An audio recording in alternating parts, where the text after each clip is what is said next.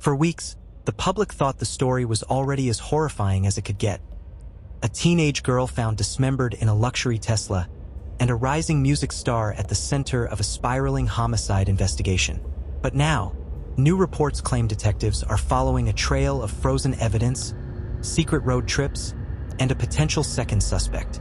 And according to multiple outlets, the case has become far darker, far more calculated, and far more complex than anyone first imagined.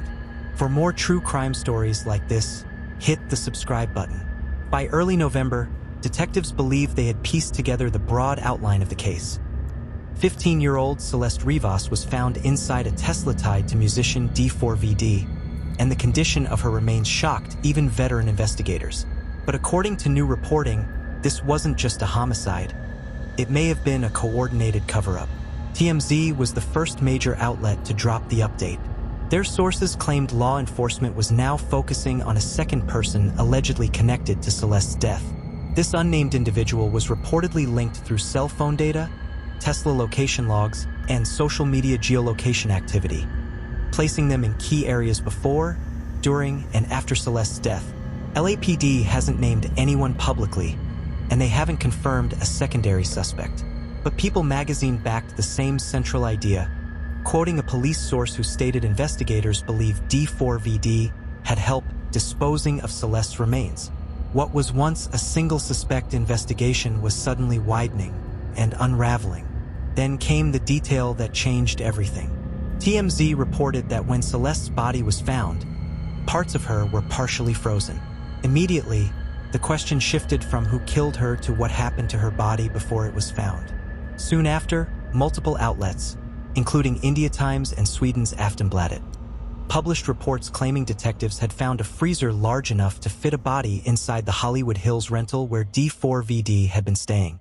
Aftonbladet went even further, citing police sources who claimed Celeste's remains may have been frozen for months, and the residence allegedly contained multiple freezers.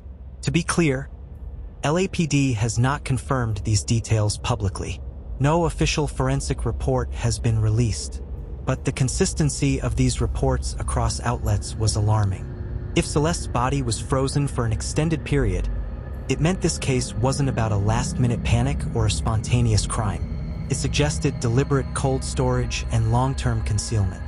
And investigating that type of concealment almost always leads police toward more than one suspect. For more true crime stories like this, hit the subscribe button. Then came one of the biggest twists yet. On the Two Angry Men podcast, defense attorney Mark Garagos revealed he had learned about a late-night trip D4VD allegedly took in spring 2025, long before the body was discovered. TMZ later reported that Garagos said this trip is now considered significant by investigators. The destination? A remote area in Santa Barbara County.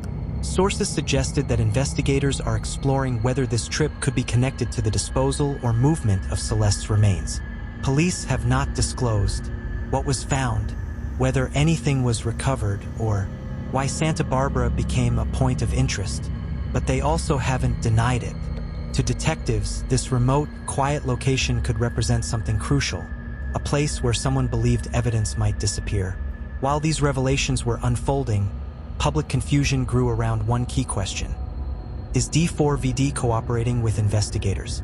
Early on, his representative told People magazine he was fully cooperating.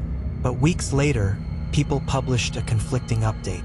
A police source told the outlet that D4VD has not been cooperating. These two statements couldn't be more different. One paints him as helpful.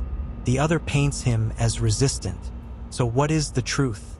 No one has clarified the contradiction, not LAPD, not the artist's team.